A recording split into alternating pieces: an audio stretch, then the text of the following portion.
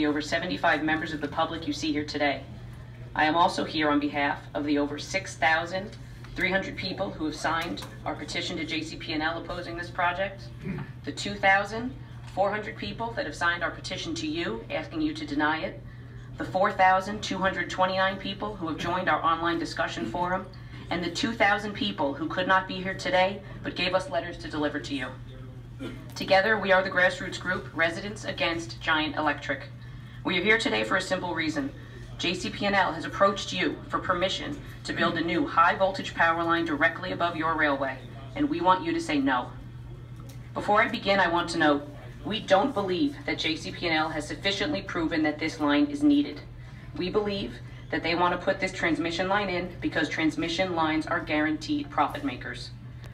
In our time here today, we are focusing specifically on why allowing your land to be used for these lines would be a bad decision for New Jersey Transit. New Jersey Transit's mission statement says, New Jersey Transit is New Jersey's public transportation corporation. Its mission is to provide safe, reliable, convenient, and cost-effective transit service with a skilled team of employees dedicated to our customers' needs and committed to excellence. Does JCP&L's proposal further your mission of providing safe, reliable, and convenient transit service to the public? It does not. JCP&L is asking to use the narrow strips of land on either edge of your North Jersey coastline right-of-way to construct a new 10-mile-long high-voltage power line between the Matawan, Aberdeen, and Red Bank train stations, passing through the towns of Hazlitt, Homedale, and Middletown.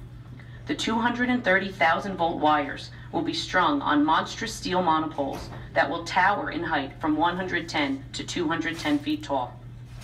This 17-story building we are in today is 219 feet tall. The tallest pole JCP&L wants to put next to your tracks is just 9 feet shorter than this building. To cover the 10-mile stretch, JCP&L will need to construct 104 of these monopoles on alternating sides of your railway, meaning that the high-voltage lines will at times cross directly over your tracks. Your existing system of catenary lines that power your electric trains carry 25,000 volts and are 30 feet high. What JCP&L is proposing are wires that are over 9 times that voltage and poles that are between 4 and 7 times that height. Please see Exhibit A in the packet of information we provided this morning. The Statue of Liberty, without her base, is 151 feet tall. Imagine 104 statues of Liberty lined up within feet of your tracks for 10 miles with a high voltage transmission line strung from one torch to the next to the next. That is the scale of what JCP&L is asking you to sign off on. We know that from time to time utility companies approach New Jersey Transit with requests to use your right-of-way for projects, and that you evaluate and respond to these requests as a matter of standard procedure. While being approached by third parties about your right-of-way might be typical, there is nothing typical about this project. In the 4.5 months since JCP&L announced this project, we as a group have spent hundreds of hours researching. We have reviewed transmission projects in New Jersey, in the US, and internationally. In our research, we did not find any other example of a new transmission line being constructed in an area as densely populated as ours, on so narrow a corridor, for so long a distance, running directly above an active major metropolitan commuter rail line. Not one. This project is unprecedented. This transmission line will be considerably closer to people than what is recommended for a line of this voltage. JCP&L says these poles for this project will be placed an average of 10 to 12.5 feet away from customer property lines. In a prior filing with the Board of Public Utilities, JCP&L themselves has testified that the average distance between their other lines of this voltage and customer property is 900 feet. Not only will these lines be close to people, they will be close to a lot of people. Your right-of-way is in a major, densely populated metropolitan suburb. Exhibit B in your packet shows a Google Earth map of the proposed route with all properties within 1,500 feet bordered in red. There are 4,390 homes within 1,500 feet of your tracks along this stretch, housing approximately 13,000 people. Please see Exhibit C. This is an image of a monopole in Woodbridge, New Jersey. The car at the bottom of this picture is an SUV. Using the car for scale, we were able to estimate the height of this monopole to be 105 feet tall. The tallest pole that JCP&L is proposing for your train tracks is twice as high. The higher these poles are, the more challenging and dangerous they are to construct, and the bigger their fall zone. Because these poles are going to be so incredibly close to residences, schools, and parks, this is a real concern. If a pole were to fall away from the right-of-way, it could very easily land on a home, on a swing set, on a child. And if the pole were to fall or collapse into the right-of-way, it would land on your catenary lines, your tracks, or even a train full of passengers. The minimum recommended width for a standard right-of-way for a 230,000-volt transmission line is 150 feet of open space, with the transmission line being placed at the center. This minimizes potential issues from falling wires or structures, it mitigates the risk of electrical interference, it allows clearance for wire swing in high winds, and it provides a buffer zone to minimize electromagnetic radiation exposure. Please see Exhibit D for an aerial view of what a typical 230,000-volt, 150-foot wide transmission corridor looks like. By contrast, your right-of-way is only 100 feet wide, and the majority of the center of it is already occupied by the equipment you need to run your rail service. If you look at Exhibit E, you can see an aerial view of your railway corridor. Because of your tracks and the mandatory safety setback of 26 feet on either side of them, 70 feet of your 100-foot right-of-way is off limits for construction. What is left are two 15-foot wide strips along either edge of the corridor. Those areas are marked with the dashed boxes on your exhibit. These poles are going to be up to 10 feet wide in diameter. JCP&L's plans call for putting these 10-foot wide poles into 15 feet of space, very close to residences and very close to your rail equipment. Your right-of-way was not designed for this. It was designed in 1875 for a railway. It was not designed to host a railway plus a high-voltage transmission line. State and federal entities have begun to challenge the use of railroad rights-of-way for non-railroad purposes, and have set guidelines limiting or preventing the use of railroad rights-of-way for large-scale utility projects unless they are directly related to railroad operations. In August of 2014, the U.S. Bureau of Land Management issued a directive to field offices requiring that railroad rights-of-way serve railroad operations only.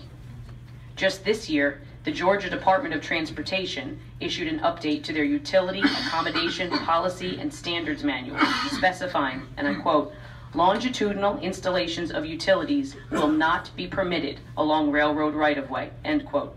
Longitudinal means parallel, exactly what JCP&L is proposing here. Here is the critical difference between a typical transmission line and this one. By design, transmission lines are usually routed to avoid the public. This line, by design, does the exact opposite. It would put large numbers of the public, not just near, but directly under a transmission line every single day. The exposure to electromagnetic radiation, noise, and potential for electrical interference will be stronger on your land than anywhere else, putting your customers and your workers at highest risk. We are looking to you to keep us safe when we are on your trains and when we are in your right-of-way. Please consider the following list of questions and concerns as you evaluate JCP&L's proposal. First, regarding construction. This project will take at least 2 years to construct, with some construction happening in daylight, but most happening overnight between 11 p.m. and 5 a.m. Isn't it likely that overnight complications or mishaps will negatively affect your morning rush hour for your 11,000 daily North Jersey coastline customers during the 520 weekdays that this project is in active construction? Because the poles are so high and the right-of-way so difficult to access, typical heavy machinery, such as cranes, drills, cement trucks, and excavators, may not be enough. Helicopters known as sky cranes may be used to fly in large sections of steel monopoles, carrying them over our neighborhoods, your tracks, and your catenary lines. Exhibit F shows some images of construction of a transmission project. Have you considered the potential damage to your rail infrastructure as construction is done in the cramped quarters of your right-of-way? Could ground vibrations during excavation and construction weaken the rail bed supporting the tracks, causing them to become misaligned, potentially resulting in a train derailment? What if a multi-ton section of monopole were to hit or be dropped on your tracks or catenary lines by a crane or a helicopter? The water table along the route will be affected by the excavation needed for the monopole foundations, as well as the required removal of 10 acres of mature trees. Has New Jersey Transit evaluated how to deal with the resulting excess water alongside and underneath your railway? Next, regarding reliability and convenience. Are there contingency plans in place to deal with the service disruptions should service The needed? system has detected that this conference has reached the duration limit for 3 or fewer participants and will now attempt to close the conference. If you wish to any key now. All good? All right. Are there contingency plans in place to deal with service disruptions should service need to be halted so JCP&L can perform maintenance on these transmission lines once they are installed? Are you concerned that these monopoles and transmission lines might not be able to withstand severe weather such as high winds or icing? Your train stations along the proposed route will be severely impacted by this project, both during construction and after. Please see Exhibit G. At the Middletown station, the proposed route is between the platform and the main parking lot. The system has detected that this conference has reached the duration to close the conference. If you wish to used to access the station's south parking lot. What is your plan to address the permanent change to your traffic flow, parking availability, and overall convenience at your station if this project were to go through? This project does not serve railroad-related purposes. Within your April 2015 New Jersey State Rail Plan, you identify several key objectives for the North Jersey coastline, including upgrading and lengthening station platforms to be able to accommodate 10-car trains. Might the poles and wires of this non-essential project inhibit your ability to implement this and other future projects that are essential to your rail operation? The system has detected. Finally, and most importantly, questions regarding safety. A 2008 United States General Accounting Office report identified issues that may arise when high-voltage transmission lines are installed along transportation rights-of-way. The GAO indicated that co-location of a rail line with a high-voltage transmission line could make the corridor a more desirable terrorist target. Are you concerned about this decision leading to increased risks of a terrorist attack? In August, a high-voltage power line in Sayreville snapped and fell on a set of train tracks, energizing them and starting several fires. What would you do if a live 230-volt line snapped and fell directly on top of your catenary lines, tracks, or even one of your trains? The New Jersey Transit crash of 2 weeks ago and the Long Island Railroad derailment of just this week make it clear that accidents occur. Have you considered the devastating consequences if one of your trains derailed and crashed into a monopole? Do you know if a derailed train traveling at 60 miles per hour creates enough force to knock down a monopole? High voltage transmission lines are proven to emit electromagnetic radiation, or EMFs, which have been associated with increased risk of Alzheimer's, childhood leukemia, low sperm count, cancer, and potential interference with pacemakers and defibrillators. EMF levels will be highest within your right-of-way. Are you concerned about exposing the public and your employees to these risks every day?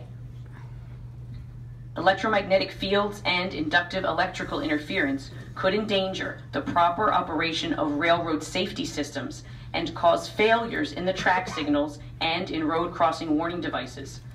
For this reason, federal and state electrical safety regulations recommend that high voltage transmission systems be located off railroad rights-of-way. Can New Jersey Transit guarantee that the electromagnetic interference will not cause any glitches that could result in safety malfunctions, such as a railroad crossing failing to go down. By 2018, positive train control systems are required on New Jersey Transit trains.